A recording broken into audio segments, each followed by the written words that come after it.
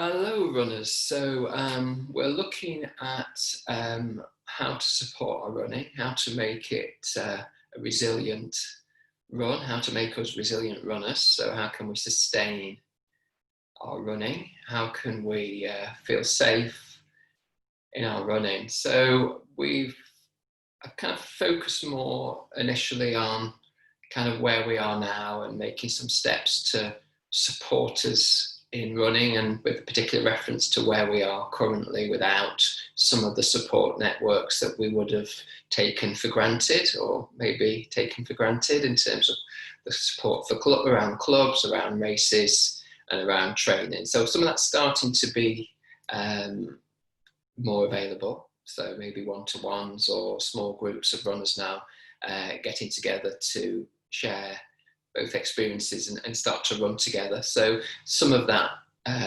really kind of strong supportive environment is beginning to show its face again, but we're a long way off from how we were prior to lockdown, really, in terms of that support system.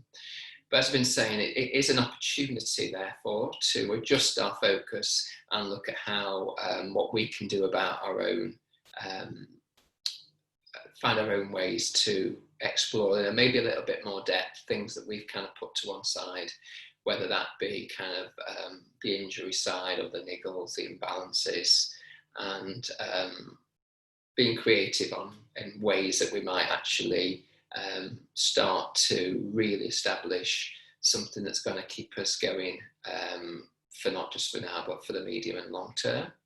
And that quite a lot of practices or supportive arrangements are often require us to do something on a regular basis to support our running, whether that's a different activity or whether that's getting exercises that we know or ways of operating that we know that support us so that our niggles and our injuries either don't come back or we can manage them in a much more sustainable way. So I'm going to talk a little bit today about a little bit to some extent about the energy efficiency side of things. So once we're out there, how do we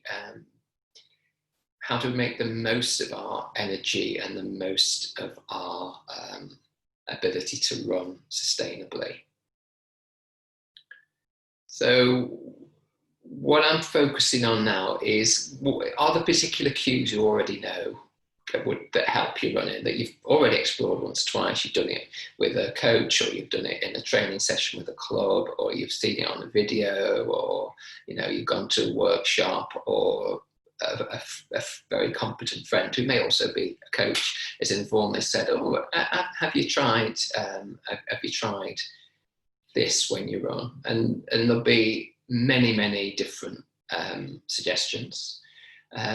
So I'm going to start with one, which sounds very basic, and usually that is a good thing because the simplest things are the easiest things to start to do and easily to remember, and can still be, even their simplicity, a really kind of sound foundation for sustainable and efficient running. Okay, so the cue I'm going to explore, we're going to explore that in Resilient Runners 3 to some extent, is the idea that we can have a posture, or I'll keep with posture. It's full of problems using the word posture, but I will stick with posture. What we do in terms of making sure that the way our spine is in relationship to our arms and our legs and our head can support us or undermine us, in terms of both while we run and after our running. So we're going to explore the idea of trying to find a way to avoid two things that undermine our safety in running. One is the falling forward a lot, and the rounding of the back, and the sort of slouch or sitting in our in our pelvis. Now that tends to be more familiar with us when we sit down. Yeah, so most of us know that we do a degree of slouching and that often the furniture we have actually might encourage that. And there's nothing wrong with any position of the body. We need to have different positions for the body, and we can slouch. It's not a big problem. It's when that becomes our habitual place to live, and when we don't know we're in it until we kind of feel a little bit kind of awkward in the back or whatever, whether that's when we're running or when we're just doing our activity. And actually that usually settles in more when we're still. Sometimes running can be perfect. It's when we stop, when things start to kick in, when we're less mobile, we have the problems. And that might be to do with the slouch. So I'm going to call the slouch a collapse. Yeah, so we run in a collapse state. And when we run in a collapse state, then what tends to happen is the shoulders come forward, we round our upper back as well as our lower back. And what happens then, we can explore that a little bit when we do the class, but that closes down the chest, it closes down the breath, which is not good for efficient running. Okay, so the slouch, the collapse is one issue, both in running and outside running. Now, the other one, which is more common in movement than in sitting, is the thrusting forward of the rib cage, which then creates the lower back arch beyond a comfortable, natural position for the lower back. So that is quite common as well.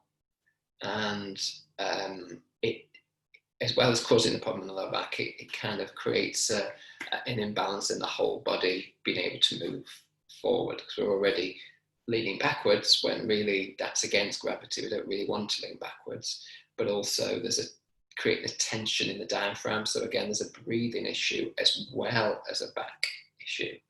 So we might be overly sticking our rib cage out or creating the arch in the back, or we might be slouching. So those are the two issues that might be a problem, in inverted commas, or an issue that we can find ways around to run a little bit more comfortably. So the simple cue, it is simple. It is a lengthening through the crown of the head. So a little bit of a reach and an extension. So I'm doing that now, just so you can see I'm doing it now. Now, you can do it when you're sitting as well as doing it when you're running. So it's always good to have a cue that you can practice when you're not doing the running, because it needs to be part of your new habit. It needs to be somewhere that you don't live too long. Like I say, any position's fine. We want a variety. We want to be able to move, we want to be able to relax, we want to be able to be fluid, we want to be able to get the support and the strength. So we can try that and notice that when we're just in our day-to-day stuff, yeah, when we're working, when we're sitting, when we're eating, all those things. And I'm more of a sloucher. If anything, often common with the sloucher is the closed area around here as well, around the sternum. So I close down here as well slightly, actually quite a bit. So I've got lots of work to do. So this extensive extension through the spine is this idea of the lengthening through the body. And if we're taller, so you might just think taller. So it's not pulling the chin up, it's the crown of the head, the peak of the head, the top of the head. You usually know where your crown of the head is. We're going to be touching it and checking it out in class, just to get a sense of the length. Now, what happens to me, and actually I've not always noticed this, some of these things are quite new, they're obvious when you notice them, is when I have this sense of reach and extension through the crown of my head, I realise my belly is actually coming in reasonably softly, but it's definitely coming in to support my lower back. And my lower back is usually in neutral as well in that position, which is what we want to be, how we want to be. We want our back to be in the shape that it naturally is, rather than locking it out or in through the rounding. A lot of the exercises we do in yoga do kind of overdo both movements. Cat-cow movement, which again we'll explore, where you round the back and then you extend through the chest, which again you can do in your chair. You don't have to go at your knees and do that movement necessarily on all fours. You can do it standing, lean against the legs, which we've done. You can just do it in the chair with the hands on the legs. So these movements are just reminding you to find the space in the spine. So it's thinking about it before you go out, thinking about it when you, from time to time, don't get too obsessed like I do, think about it from time to time when you're at rest and doing ordinary activities, and then when you go on your run, checking in, am I collapsing? Am I over forcing my rib cage out and creating tension in my back? Am I just having this sense of extension through the whole of the spine? And what freedoms does that create? So like anything, we can pull, we can strive to be as tall as we possibly can, and we can overdo all of these movements. And sometimes you have to slightly overdo as a starting point when you're safe. So that's better to do it in yoga or in your chair than to do it when you go outside to run. And actually, it's quite hard to maintain a kind of pull movement, a consistent pull when you're actually running, because you can't maintain it. If you aren't breathing very well, you're overdoing it. That's usually nearly always the cue for strain, is the over breathing kind of activity, or no breathing, either over breathing or no breathing. No breathing is more common when you're running at a slower pace. So just to remind again, these things are to try when we're running, ideally when we're doing our 80% of slower pace training runs rather than our speed runs or our races. Yeah, it does come into the races, it does come into the speed, but it primarily, in terms of experimentation of what works for us, then it's good to do it when we can actually feel it and know what's going on, what the impact is. Okay, so the lengthening, or the feeling tall, the lengthening from the crown of the head.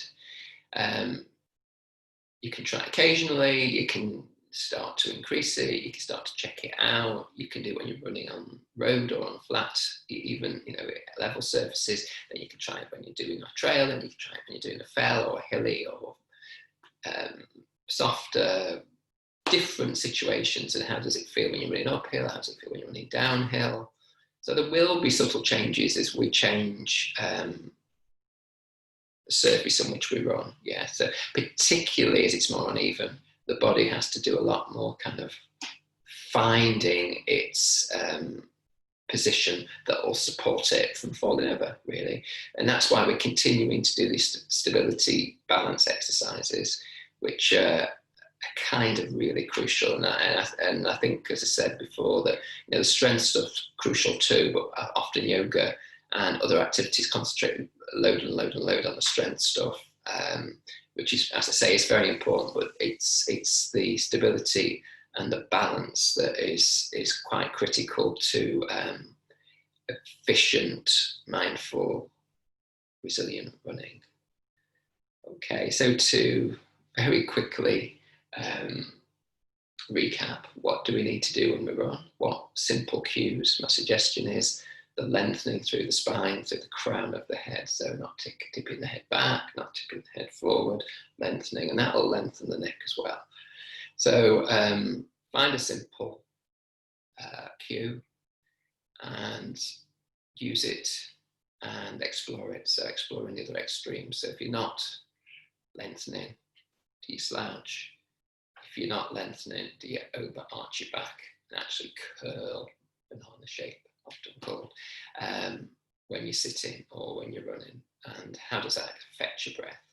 So we'll continue with the breathing exercises as well to explore them when we can kind of do that in a mindful, regulated way. And I'll start to talk about that over the coming weeks, about the breath a little bit more. So efficiency is often about the posture and is about avoiding the injuries and supporting us when we run. So hopefully some of that's felt a useful reminder. Most of you know all this, but hopefully it's a useful reminder and something we can explore in Resilient Runners 3. So look forward to seeing you. Thank you, and happy safe running.